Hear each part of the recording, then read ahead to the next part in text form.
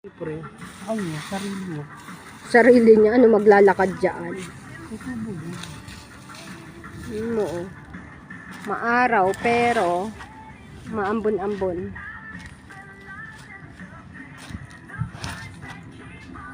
Makakapal ang mga mukha dyan.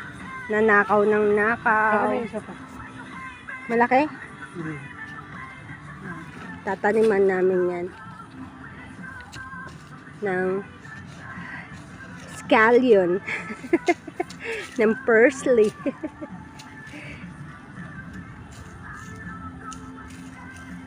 Hindi lalagyan ko ibang lupa yan, wag na yan. Ang pabigat. Kontrabete talaga. Oh, ito pa, oh. Hindi pa kasi natatabang naman ito eh. Dito tulad ko. Wala pa tayong pantabon.